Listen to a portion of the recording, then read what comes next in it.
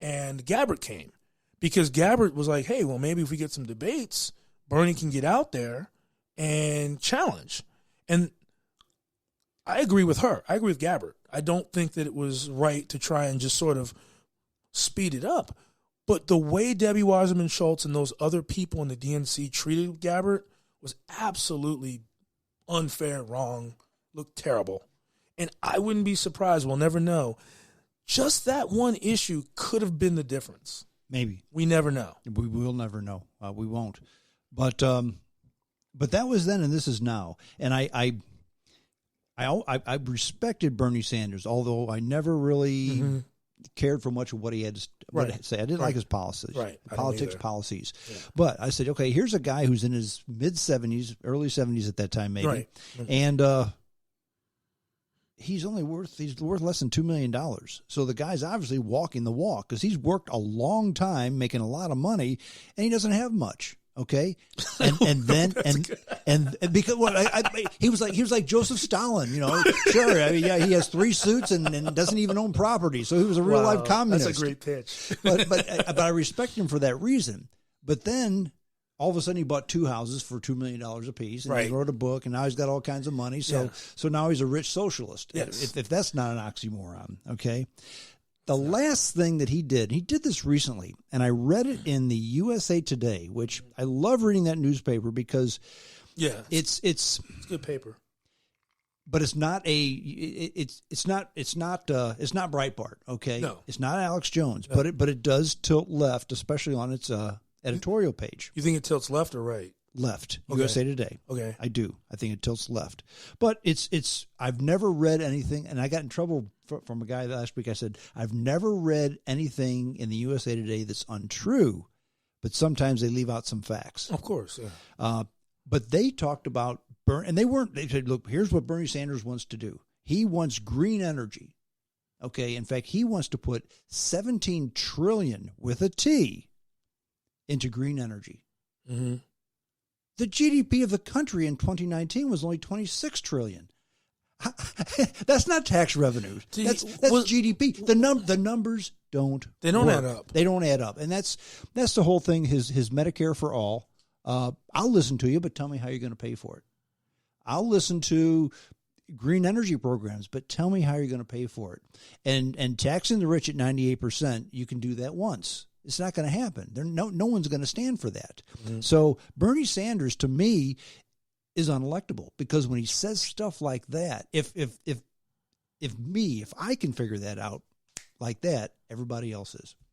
Absolutely. And I think that's a dramatic problem that Warren, Sanders, I guess they're the only two on that they have with voters in general. Mm. And you said something about black folks, white folks, just people. And that's kind of what I want to get at in terms of my why a lot of the white left now is very mad at me. Yeah. So if you notice, now there's a lot of talk about how black voters are picking, quote, the moderate candidate.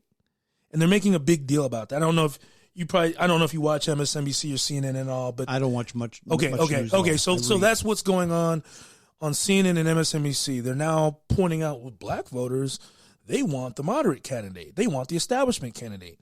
And what they're saying it like there's something about black people that for some miraculous reason they're picking a Joe Biden or a Klobuchar or Obama or Clinton over these wonderful, great, brilliant, liberal progressives that want to do all this wonderful stuff for everyone that they can't pay for it. The reality is it's nothing about black people. I've looked into this and I did and I can post this up so people can see it. I looked at the Pew, Gallup, IOC, IRC. I did about 10 different averages of political ideologies, and I found something very interesting. The black ideological identification chart is about 27% conservative, 44% moderate, and about 25% liberal. Mm-hmm.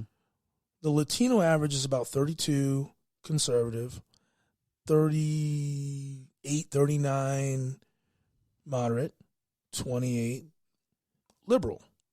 The national average, guess what that is? 35% conservative, 35% moderate, 24% liberal. What do you notice about that? The Black, Latino, and national averages are about the same. They're very close. Who are the ones who are very different from that? White liberals. Progressives, yeah. 50% of the Democratic Party 55% of the Democratic Party identifies itself as liberal. And of that group, like 25 to 29% identify themselves as very liberal. Mm-hmm. Which, like, that group, those liberal groups, when I talk about national averages, liberal, that doesn't mean like Elizabeth Warren. That means somewhere between Joe Biden and Amy Klobuchar, maybe Kamala Harris. Mm-hmm. When you talk about progressive, you're talking about black folks maybe 12, 13, Latinos 12, 13, a national average 12, 13, white progressives in the Democratic Party 25%. It's not that the black people are weird. It's that the white liberals are weird. Yeah, they're not telling you the truth about that. They are, and I've said for years that as we continue to go on, as we progress as a country, as we progress as a people, to me, race means less and less all the time. I certainly see it in my life, meaning less and less all the time. That doesn't mean that people are always just the way people are. They're more comfortable with people who are like them. Right. But that more and more is the things that they like, the things that they do, the things that are important, not the way they look. Okay. Mm-hmm. More and more it's getting to be that way. And I'll ask a question. Okay, you want the black vote. You want the Hispanic vote. Who gets the Irish vote? Who gets the Italian vote? There really is none, because they're white people. They're people. They just amalgamated into a general white. Yeah. Exactly. Right. And when people say, well, we need to do this because we need to get the blacks to vote for me. Well, the guy who runs Worldwide Technologies versus the guy who sells crack on the street, they're both black people. But, I mean, do you think they think alike because they're all black? No. What's funny is Megan Green and the white liberals in St. Louis made war on Worldwide Technology. Attacked them, because they were involved in the football stadium. They made them the Death Star, and they were so evil. And then as soon as a few black congressmen wanted to, they'd voted against the stadium funding, and they said, okay, well, maybe we'll make a deal to try to get some more high-paying jobs in their communities. Megan and some of these white liberals called them bribe takers. So someone said, okay, no, you don't call us that. And they scheduled a hearing. I want you to tell us who's taking a bribe. She didn't show up. Yeah. So she dropped that bomb on these people. So they sit there and they call the Trump people. And I'm sorry, Trump's crew has a problem with race. I'm not going to sit here and tell you. A lot of them do. And Trump, for someone who is against identity politics, he should have talked about black people a lot in that State of the Union. I was about to call him Trump X. I thought he was going to give up his slave name. I mean, dude, he was like, I did this for black people, not black people. I'm like, black nationalist, you're a black nationalist candidate, But anyway, white liberals do so many things to undermine black folks who think like I don't say think like everyone else, but who aren't thinking racially. They're agreeing with you, James Strong. They're agreeing with Latinos. They're agreeing with people because of their education and ideology. Then white liberals come along a lot of times and go, "You're oppressed. Oh, we're going to come save you. We're going to save you from capitalism," even though the capitalists in your community have done way more than any white liberal has ever done for you. But we'll go ahead and save you from that anyway. Why? Because our people, our crew, are so paternalistic that we can't fathom you succeeding without us marching in the streets. Well, and the inference is, wink, wink, nod, nod, they're too stupid to do it without us. Absolutely. And that's what I don't get at all. And the white progressives, and I see them on your posts a lot of times, and others. You'll see somebody say, "I hate white people. I just can't stand them. I'm embarrassed to be white." This is a white person saying, "I hate white people."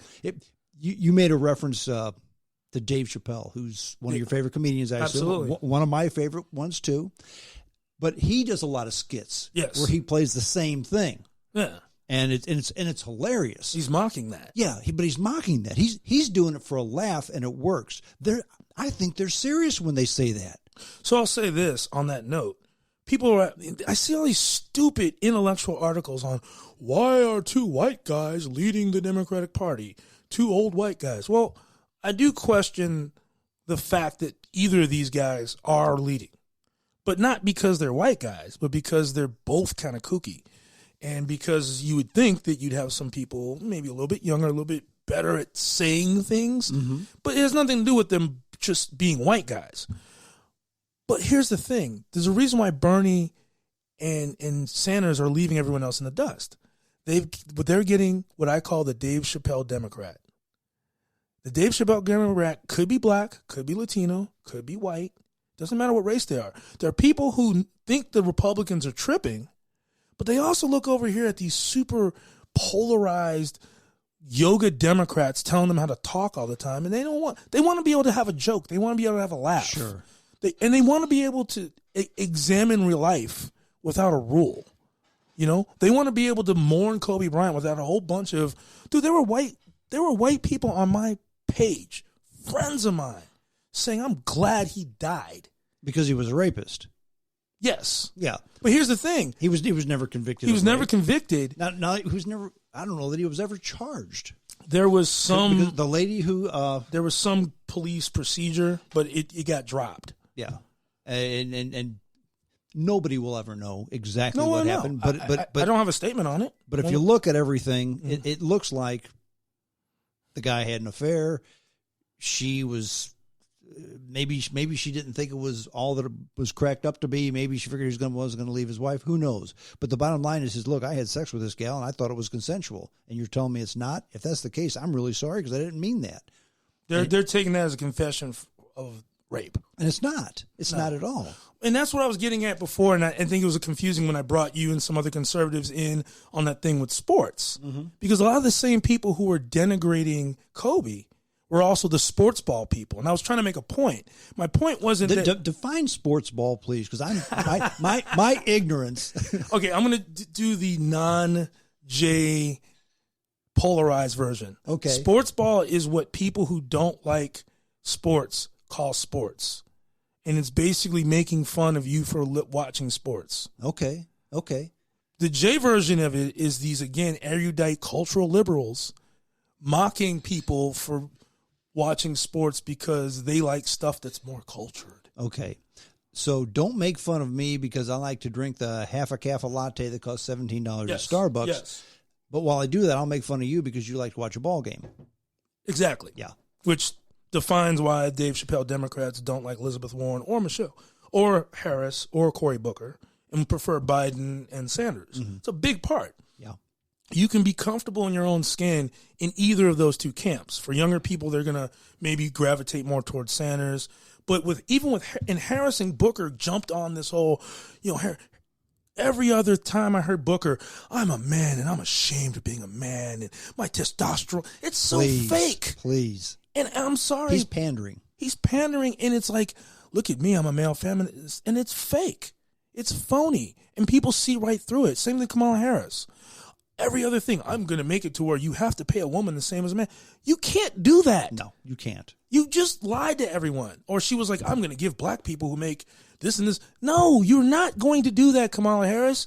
You're locking people up who you know are innocent. No one believes you. Well, and when people say that, I mean, Cory Booker and Kamala Harris are both smart people. Very intelligent. You've got to think, why would they say something like that? Bernie Sanders is a smart guy. I think he can do math. Why did he say, well, I'm going to give $17 trillion to green energy? You don't have $17 trillion to give. The GDP is 26. You play poker, right? Have you played it before? I have, yes. That's all they're doing is playing poker. Yeah. They know they got only two kings, and the other person might have more, but they're just saying, if I just keep going in, you'll fold. Well, but here's something. I'm going to run this past you because politics in this country have always been a follow the leader. And I don't mean the head guy. I mean, what works, go with that. Okay. Yep.